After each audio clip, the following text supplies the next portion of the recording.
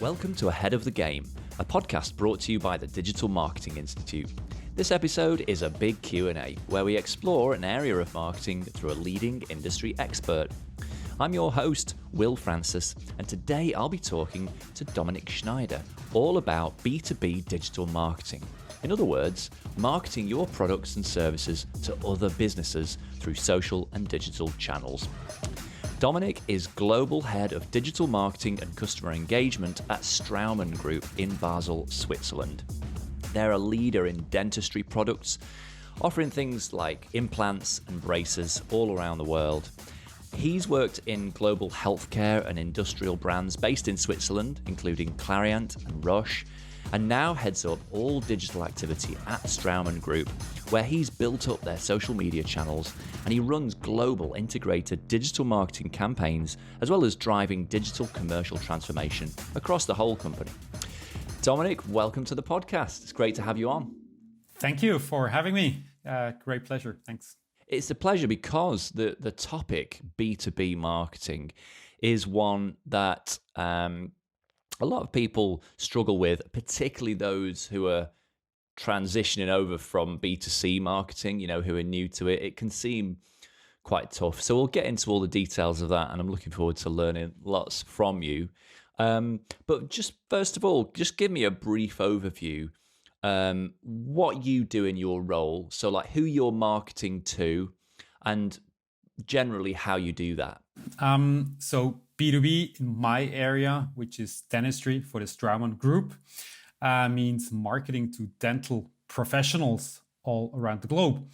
When we talk about dental professionals, these can be, general practitioners, that can be oral and maxillofacial surgeons, can be periodontologists, orthodontists, dental labs. So, all different kinds of dental professionals that we have to market to. And they're all, a little bit different in their roles and, what they do in their daily business, and therefore also how they are receptive to our, communication.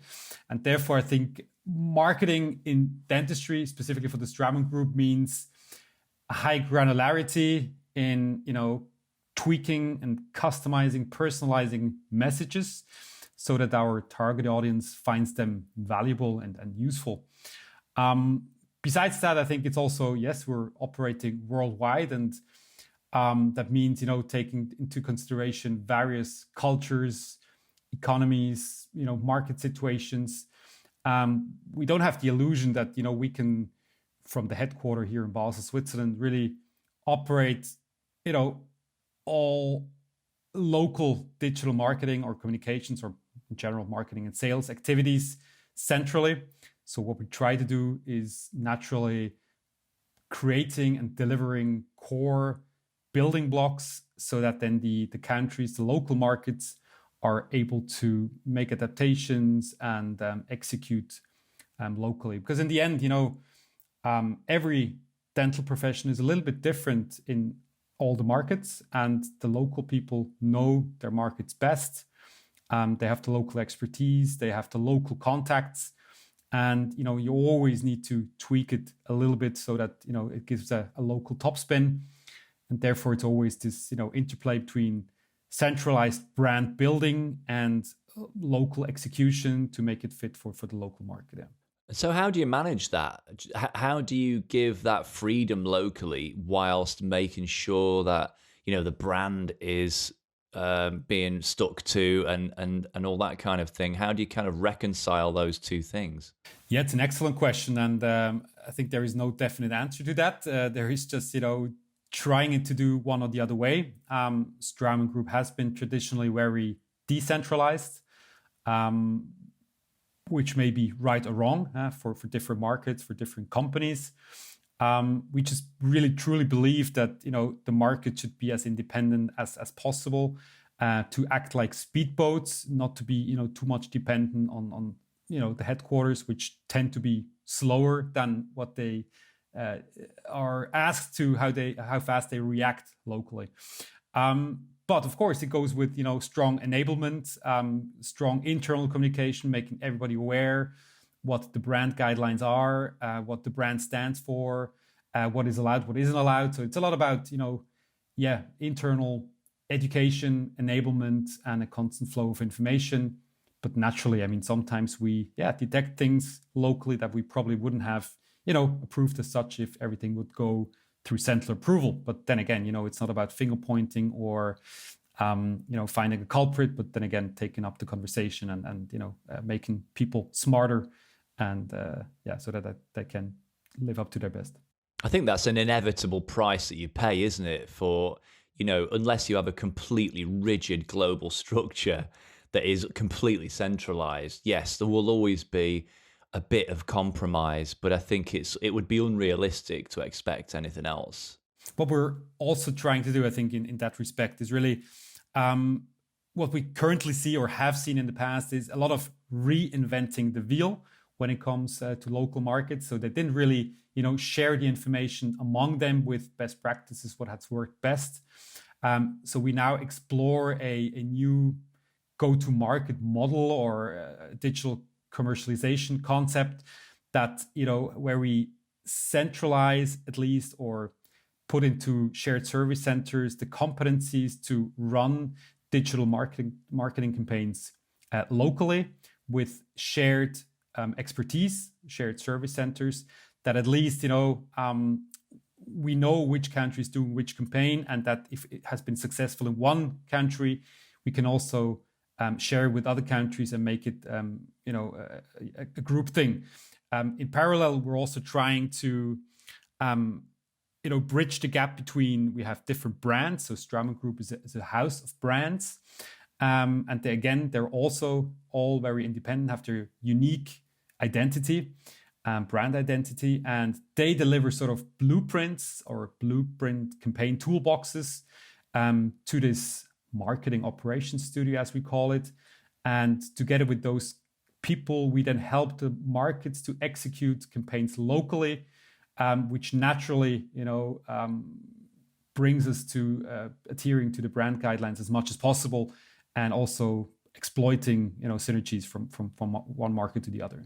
That's interesting. Yes, so it's a two-way thing, and that learnings can come back from the markets, things that have worked particularly well in specific markets. That comes back to Switzerland, that information, and then you can work out if that could help other markets out there, right? So you kind of create this kind of, I suppose, this web of information sharing, and that makes a lot of sense. So your audience is not consumers primarily. It's those businesses that you talked about, those kind of dental labs and dental practices of one sort or another. What are the specific challenges for you with B2B marketing, do you think? As you probably could guess before, when I talked about who are dental professionals, so already there we have quite a big variety of job descriptions or specialties, and so the diversity is definitely one of the biggest challenges, I would say, because nowadays people always talk about customer journeys if you go into communication or digital marketing, and what we figured, there is no such thing as the customer journey that sort of fits through all the specialties that we have to serve, GPs, oral maxillofacial surgeons. They all have different needs. They all have different ways of researching, buying, rebuying, etc. So really, also the size of the practice is definitely something to consider. So really, we have to think thoroughly in those personas and map out the journeys for specific campaigns that we're doing. Also journeys when it comes more to, sort of the entire life cycle of, being something like a newsletter subscription to becoming maybe a light registration on a e-learning platform to really becoming a customer that is, entered in CRM, that has a login with our eShop, etc.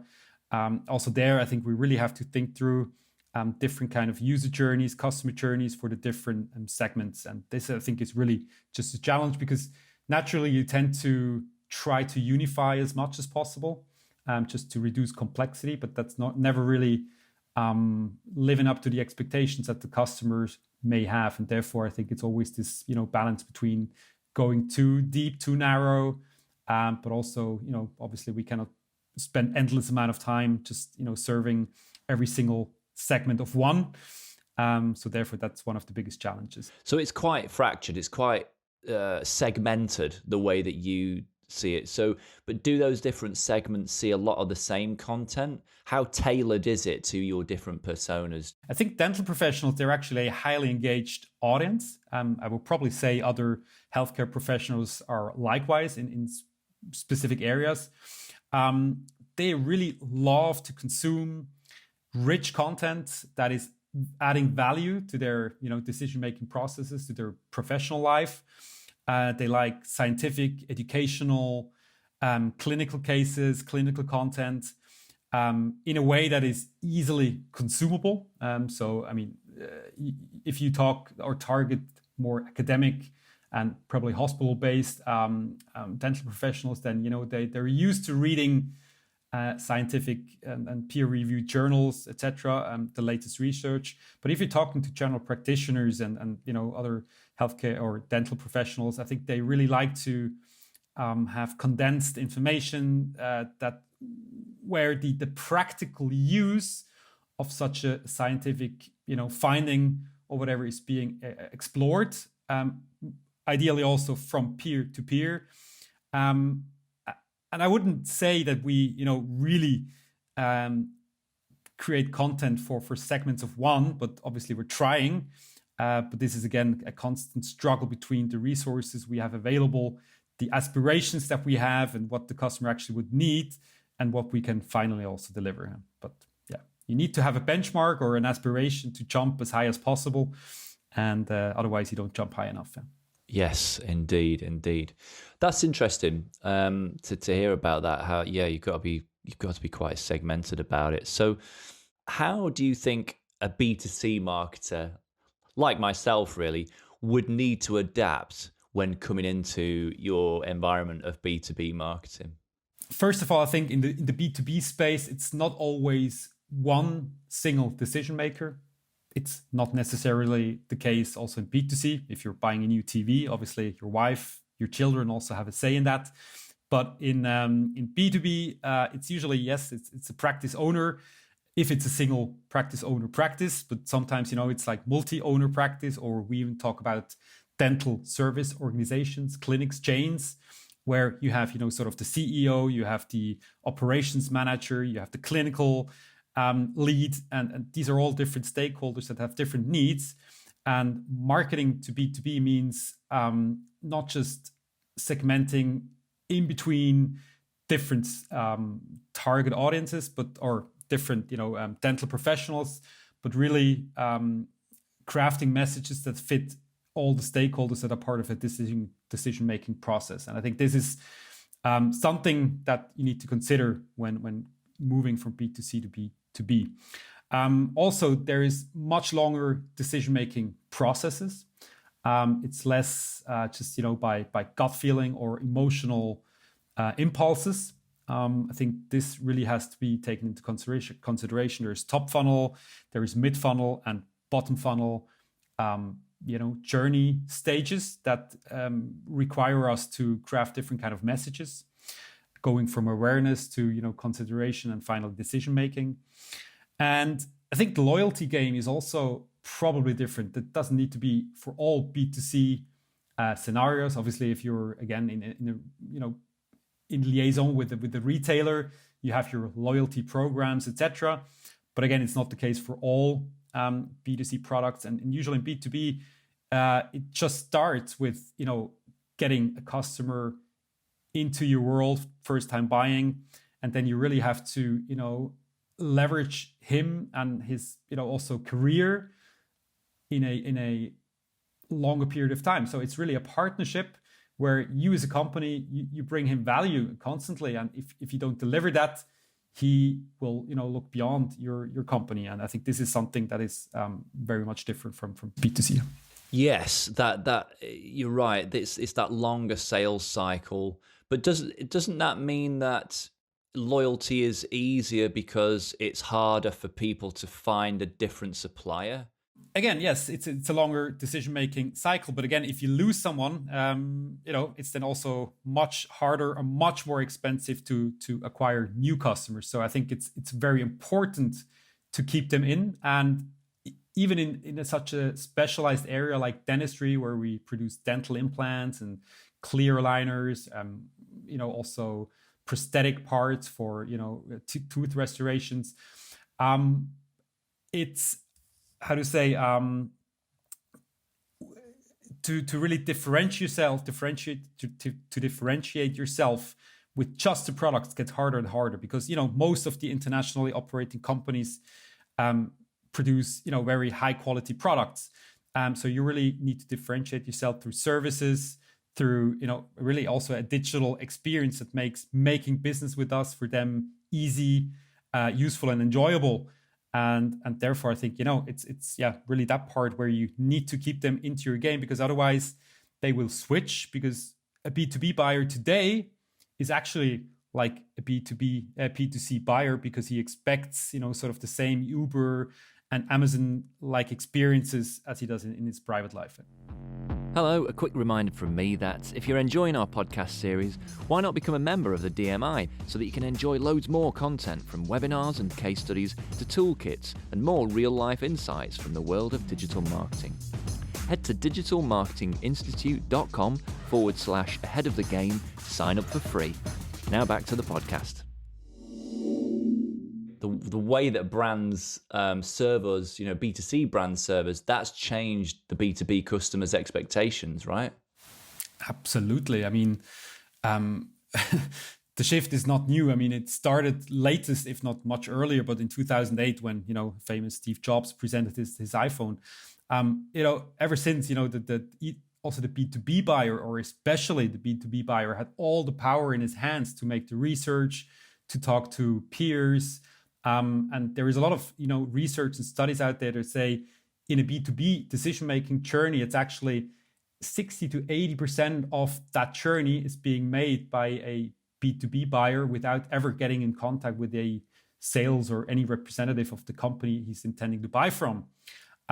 Which means B2B companies are missing out the first 60 to 80% of that journey and are trying to get into that game. But so the customer or the B2B buyer is empowered by technology, and he has higher expectations than ever. Again, by having also a private life where he sees what digitally is possible and how easy it is to make a contract with Uber to ride on a taxi, and this experience and expectations are also reflected on the B2B buyer, and they expect us through their digital touch points that they have with or without our company, throughout getting in contact with either an inside sales or sales rep, or somebody in a course that he later may book, that the experience is always consistent, seamless, and that whomever he's talking to has an idea of where he stands in his decision-making process and what past touch point he's had, and making this sort of work internally, that everybody understands and has the full 360 view of the customer. I think this is something that we are struggling with, and that a lot of other B2B companies probably also struggling with. Yeah. Talk to me about that. What is this? Because I hear a lot about this challenge of having the 360-degree view of the customer. Just tell me in plain layman's terms what that means and why it's a challenge. Probably it's just simplest start with an example. It's probably not the self. Well, you can also say like the customer or the B2B customer is on a journey to, he probably reads an interesting article somewhere about that new dental implant that Straumann has brought on the market. He starts his own research, Googling around. He probably ends up at one of our YouTube, articles where we publish clinical cases, so the practical use of our implants. He may subscribe as a newsletter subscriber. He gets another email a month later. There is another offer to download a free ebook with additional 10-15 clinical cases. He leaves his email address and some more details. At some point, we in marketing, we say, okay, this, there's a lead that is heating up based on his engagement with us. Then we will also try to gather additional information about him, like how long has he been in practice? What's his educational status? What's the city he lives in? Is it metropolitan area? Is it a rural area? We may investigate how many implants he places per year, and all this information, having more insights or profile data of the customer will help us to qualify and score the lead. And at some point, we will hand that lead over to a sales rep or an inside salesperson. And that usually is where, in our world, the traceability, when it comes from a data perspective, comes to an end, because then we rely on a human being that is then picking up the conversation with the lead, either physically on the phone, and then still having that data in our systems, because you need to manually add it, what the conversation has been about, when did he get in contact, is he moving on in the opportunity management, so the pipeline sort of, is he moving stages ahead, is he finally also buying, and having this full view. I think this is where systems don't do the job itself. There's obviously a lot of automation tools out there, and probably the most sophisticated technology does a lot of the manual work for the people. But in the end, really capturing all these data points and bringing them together in systems that talk to each other, I think that is sort of the holy grail of B2B marketing. Yeah. That sounds great, but that does also sound hard, because like you say, that's not one system. There's humans involved.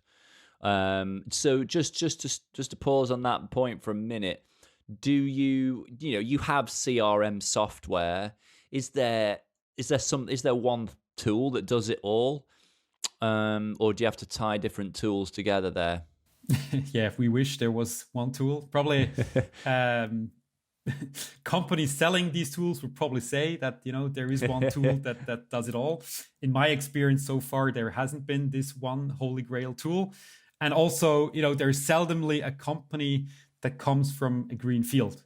So usually what we talk about is a brown field approach. So we have a lot of legacy technology that has been stacking up over the years with lots of customization. And now everybody is, jumping on the let's go to the cloud bandwagon. And you're then stuck with the question, so how do we get this done? So we're in the middle of this journey right now. The way we did it or are doing it is looking at the use cases. And I think here again, as I pointed out before, there's not the one and only customer journey that will reflect all the customers out there, but you really need to look into specific use cases and start with the ones that are most valuable to the customer and also most valuable to business efficiency.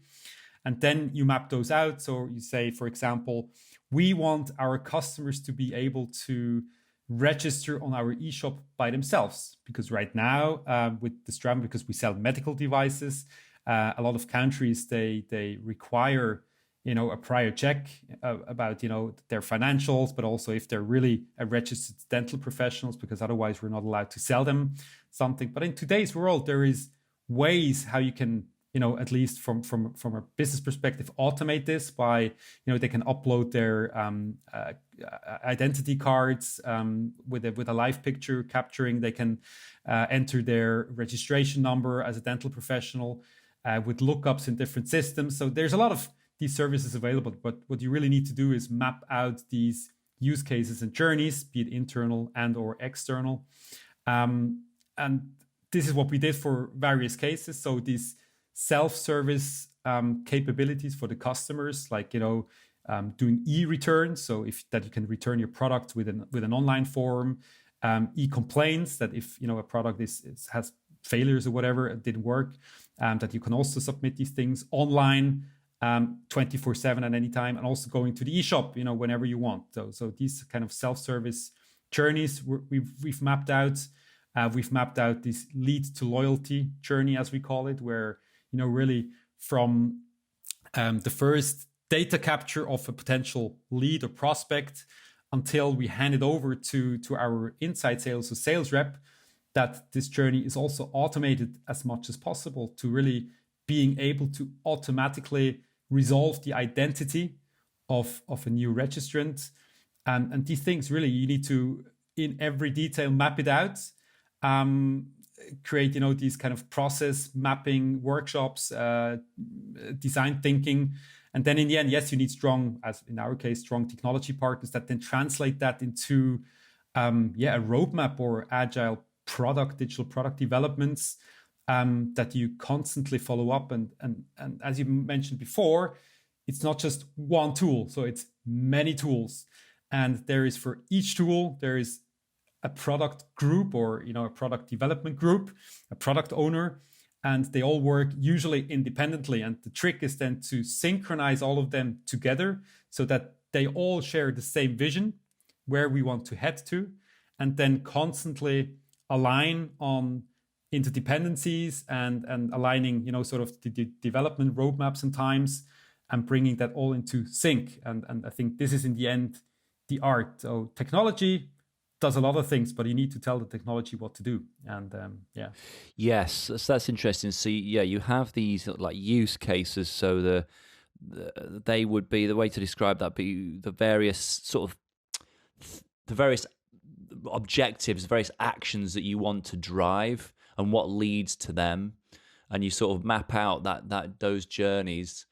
And then, like you say, work out how to optimize those. Now, it sounds like you've done quite a lot of work. I mean, clearly you've been at Straumann for a number of years, and it's been you that's implemented a lot of this stuff. When you got started with this, was the problem not having enough people coming into the funnel, or was there a very specific point in the funnel that was very leaky? Like, what was the big problem? No, you point right at the right pain points. It's never the problem to get enough attention, leads, marketing qualified leads, registrations for webinars, etc. That's usually the easy part. The difficult part is then to identify those that really have an intent. And if you have identified those that have an intent, it's then about bringing them into your existing database, because usually, again, like webinars and all these other digital marketing things, they happen on siloed databases again, and you need to sort of connect them to our existing customer database. And first of all, identify, do we know this person already? Yes or no? And if yes, then it's, you can automate sort of this lead creation process where you then route the lead to the right sales rep, because based on zip code and then sort of which brand, which solution and focus we are looking at. But as soon as you don't know the customer yet, or seemingly you don't know because you weren't able to resolve the identity, that's where then the manual part comes in. And there is then sort of in our world, you create sort of a ticket or a task to a back office team that then creates that new prospect in the system, that then creates a manual lead to the sales force. And usually already there, we see a leakage of, the traceability of, because we did that marketing activity, it's now created that lead that a month later did do this purchase. Because people tend then to forget, okay, I should have added this campaign ID, for example. Or also, again, if you have the lead created, even with the campaign ID to the sales force, and it's not about finger pointing and saying sales does something wrong, but it's really, they also tend to forget then, I need to put, this prospect one stage ahead in our opportunity management, so that marketing again knows that something is moving, and that we can really say these and these marketing activities have brought so many opportunities in the pipeline, and they have been moving so and so fast. And to have that intel to then actually improve the way we capture more of those leads, this would be really great to have. We don't always have it. And speaking of that, again, what we're trying to do is to map out what are the systems involved, what are the processes involved, who are the people involved in these journeys, and always ask ourselves, where do we capture the data? Where is it stored? How is it processed? How can we create a segment out of that? So what, micro factors or attributes do we have to create these micro segments? How do we activate them later on? And also, how do we measure the whole thing? Yeah. Yeah, that's a really nice crystallized way of thinking about it. Actually, what you just said there, and that is the sort of the job of lead handling.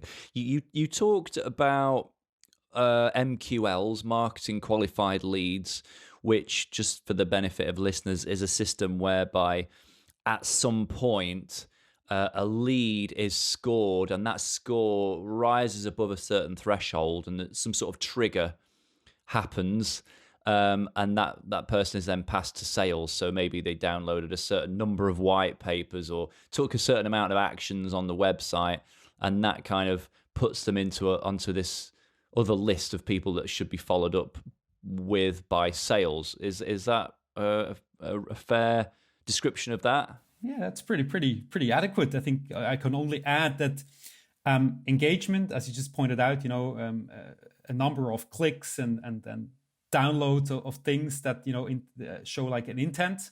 But on the other hand, if you really want to make salespeople happy, is not just people that are really engaged, but also people that are engaged and actually the right fit for what we call the ideal customer profile. And I think the only way to get it right is, on one side, we talked about it, is technology. Yes, the data and the systems need to speak to each other. But actually, beforehand, you also need to speak to your salespeople to really identify what kind of leads do you want from us? How can we sort of play together that you can act on the best leads? And defining this ideal customer profile is the other critical element in lead scoring. So on one side, you have the engagement score. On the other side, you have the fit of the ideal customer profile. So if a sales rep says, I'm interested in leads that place at least 50 implants per year, if somebody only places 20, but he's highly engaged, then we may not send him to the sales force. We may send him another email that says, look, ideally, here's the place where you can register for our eShop, or go do this course, or we send them to inside sales, because obviously that's a less costly sales channel.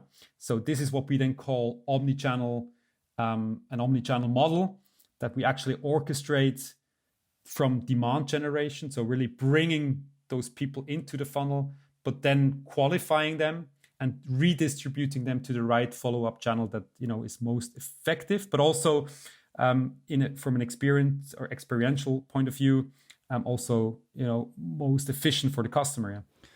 That's very interesting. And just in really practical terms, just to bring this stuff right down onto the desk, like how is this scoring? How does this scoring work? Is that your CRM system that's doing that automatically? Like, what is actually happening there? Yeah, good question again. I think the CRM system, at least in our case, is more like the database where you capture the master data, as we call it, of your existing customer, and at most of your prospects. We define prospect as somebody that is in our CRM but has never bought from us, whereas a customer is somebody that has been or has a buying history with us. So we only become a customer once you've bought. Before, you're either a prospect or an opportunity or a lead in sales or commercial terminology. For the actual lead scoring or lead capturing, lead scoring, lead profiling, and lead qualification, etc., we use marketing automation, or you can also call it multi-channel automation in certain ways. Yeah. Right. So that's just baked into your CRM system, and everybody has a score. No, this is not baked into our CRM system. This is really a software stack that is put on top, but is heavily interlinked with the CRM, because we always, again, differentiate between existing customers and, we even for existing customers, somebody that has been, buying a certain kind of implant, but is getting interested in another one, in another type from another brand or whatever, can still become a lead. I think this is just, a different kind of lead. It's a lead of an existing, customer. And these scorings, again, because we sent them information, because we've identified them as a potential segment that ideally would be interested in our other products as well, that they have been sent communication and they have been responding to that communication, that would trigger a score that then again triggers sales or back office activity. Yeah. Traditionally, we're very strongly engaged with SAP. That's a German company, and there, we're using SAP CRM, so the base, but then also SAP ERP. That's then the system where all the invoicing and the logistics is happening. We use SAP Marketing Cloud, it's called, for the marketing automation. We use also SAP Commerce Cloud, which is then used for our eShop. And we also have things like SAP Customer Data Cloud, which is a customer identity and access management. So this kind of single sign-on technology where the customer will have one single password and login to access all of our digital services. I see. Right. So it's those SAP products that are doing all of that stuff that we've talked about. But we also complement it with other, companies' products, but more like bolt-on. I think, again, yes, it's like a Frankenstein in the end.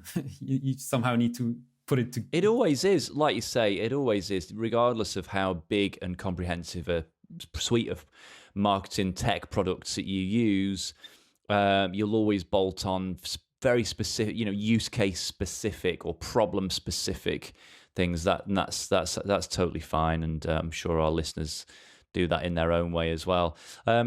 You just another thing to pick up on. You talked about the omni-channel thing, and how you've made everything there quite omni-channel, but just break down again in very practical terms, like what does that actually mean there at Straumann? So what we call it internally, just again to live up to the expectation of using as many buzzwords as possible, is we call it our omnichannel demand generation engine that we're building up. And I think you have to understand that, yes, everybody talks about digital transformation these days, and there's various definitions. When I talk now about digital transformation, I really mean the customer experience transformation, or how we commercialize our products and solutions. So the Straumann traditionally has been really strong with the field sales force going from door to door, farming, but also hunting new customers. And the company has significantly grown over the last 7-8 years, and we've acquired new brands. We're serving additional customer segments. And therefore, we just figured, the sales rep out there aren't able to really sell the full portfolio of all brands and all solutions. And obviously, they're naturally going after the ones that, add most value to the customers, or, bring the biggest incentives for themselves. So a lot of brands, a lot of customer segments just get overlooked. And we then, embarked on a journey to say, okay, we need to leverage alternative sales channels in order to also, being able to commercialize these segments as well. And then how we looked at it is from an organizational perspective, because the different brands within the Straumann Group, they would usually have something called a launch readiness, or they launch new products and solutions that goes with registering the product in certain regions. It goes with having master data in the systems for the logistics, for regulatory approvals, all sorts of things, including marketing and sales material that is being created, translated, and sent over to the countries. But then usually, what we've talked about already, countries then look at those materials. They either reinvent it or not use it, or use it in a different way.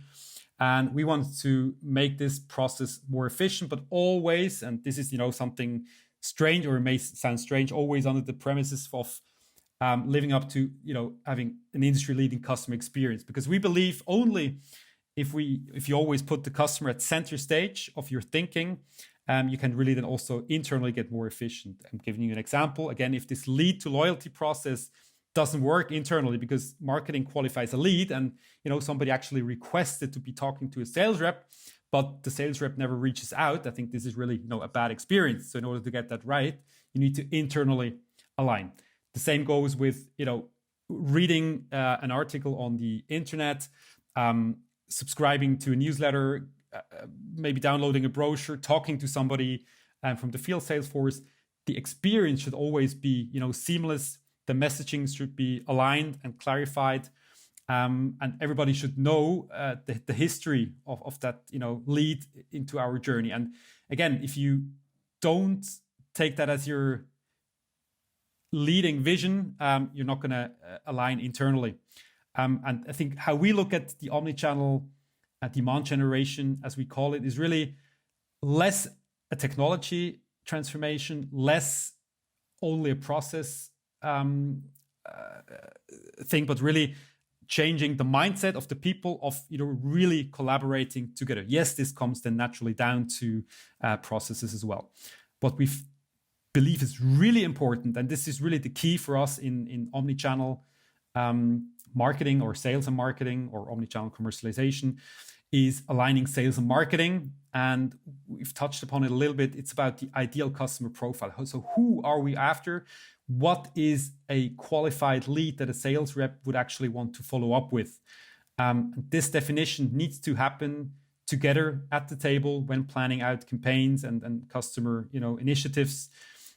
Also the lead to loyalty process. So who at what stage is whom going to be handed over to what other person, what are the systems that will track these things, and what is the data entry diligence that is needed by all internal stakeholders involved in order to make that happen. And we call that going, as I just explained before, from launch readiness really to execution readiness. And only if we have this agreement between sales and marketing beforehand going to launch a campaign, including aspirations, KPIs, etc., defined, and how to measure them, we will actually go out and do it, because otherwise you're always going to end up in the blame game. Marketing qualified leads, sales didn't follow up, sales saying, well, the leads weren't worth anything. And this is how we actually see omnichannel. That makes sense, and I like the way that it's very focused around your personas and around your objectives in terms of what does a marketing qualified lead look like, and what's that end point. I'm aware that our time is running short. How have you made social media work for you as a group of brands? I'm not claiming that we have worked it all out, but we're definitely on the journey of getting better every day, because we're passionate about it. I think, that's first of all what you need. You need people that are passionate about these channels, that sort of get the concept of how to make a brand more lively in digital, how to tell stories and instead of just, barking out content. And I think this is sort of the basic mindset that you need to have. Other than that, I think it's always and really always about value. And for us, or probably in general, healthcare professionals, always about education, science, and clinical practice approaches or clinical cases in a way that is, easy and enjoyable to consume. So yeah, it's an overused term. So it's all about adding value. It's about when you turn up in someone's feed, adding value through information that just helps people do their job better, basically. And it's really aggregate or making content sublime in a way. It's not just about taking, again, a research paper and putting a link to that somewhere. It's really about distilling the key messages for the dental professional, what it means in everyday life to him or to her, and making that in a visual way that it's easily consumable. I think this is really the key. And in terms of the content marketing more broadly, so yeah, it's informative, but can you entertain in B2B, do you think? We definitely believe so in the end. And this is, again, an overstretched term, but there is no such thing as B2B, but it's only business to humans. So every time the recipient is a human being. And obviously, yes, you need to emotionalize the communication as well. And we usually leave about 20% room for really the emotional, the storytelling, and more, fun part. Whereas we usually say 80% needs to be somehow value adding and more business related. Do you think there are any brands out there that are doing this particularly well, in your view? A brand that I like to follow, it's probably not somebody selling something, but it's the World Economic Forum, the WEF. They really are upping the game in what it means to deliver value-adding, crisp, snackable content to me every day about world issues, megatrends that are relevant. Yeah, I agree. That's a good shout. I follow them as well, and I think you're right. Crisp was a good way of putting it. Crisp, short content that just it's well distilled. For the benefit of our listeners, what advice would you give to someone who's just got a new job and it's their first job in B2B marketing? What would you tell that person? Book a course with the Digital Marketing Institute and get certified, of course. Thanks. Perfect. Other than that, I think it's all about constant playing and learning.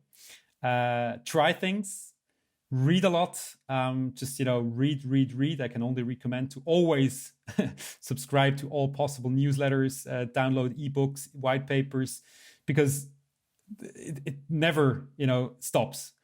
Obviously, there is core things that never change in marketing. So there's always, understanding your customer and living up to his expectations. But other than that, technology, processes, best practices, you constantly need to keep yourself up to date. Otherwise, you are going to make yourself redundant. Indeed. Lastly, what sort of shifts and trends are you seeing in B2B marketing today? What's on the horizon? Well, I don't know so much on the horizon, but, I think in B2C, again, Uber, Amazon, we've always talked about customer centricity. I think now B2B companies are starting to understand what it means to live up to that customer centricity expectations that the today's B2B customer has.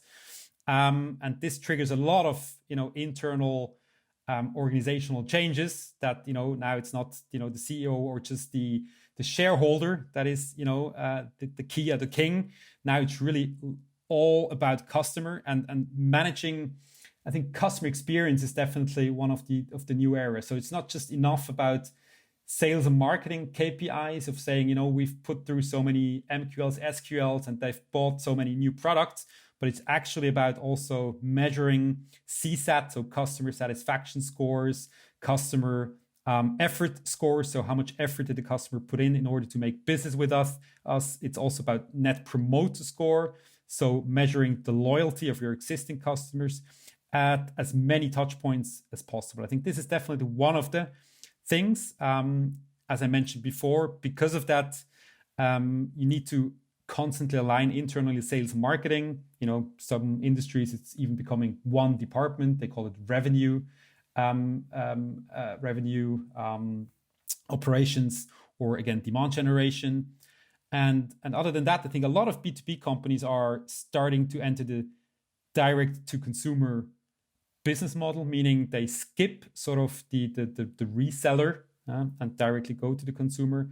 And what I've recently sort of got to know from China, it's always a good thing to look into China, how they are evolving the digital game, is this consumer to manufacturer kind of development. So there, the consumers, and it goes back to customer centricity, consumers are gathering in so-called group buying. I think it's called Ping Duo in China, a platform like this. So actually the consumers gather together and say, we are a group of 1,000 people. We want this shoe in blue. You don't manufacture it yet. And they actually go back to the manufacturer and make them produce the blue shoe. And again, they skip the retailer that usually would say, okay, based on our market research and because we have been tracking people in our store, we've identified they might light blue shoe, but actually they want the dark blue shoe, right? And now consumers are telling the manufacturers directly what they want to have. And I think this is sort of a reverse engineered thing that we are going to see more and more. Yeah. That's really interesting. Well, Dominik, I thank you so much for all your insight and knowledge about what you're doing there and what you've done. It's been really interesting. I'm sure our listeners there's lots to kind of think about there for people. Before I let you go, just tell people, where can they find you and connect with you online? Most likely LinkedIn, I'd say. Just look up for my name and the Straumann Group for now. Dominik with a K. With a K, exactly. And I've also got a website, which is quite basic, I have to admit. It's www.dominikschneider.com. Yeah. Thanks a lot, Dominik. I really appreciate it. Thanks for your time. Take care. Thank you, and talk to you soon. Bye-bye. If you enjoyed this episode, subscribe wherever you get your podcasts. And for more information about transforming your marketing career through certified online training, head to digitalmarketinginstitute.com. Thanks for listening.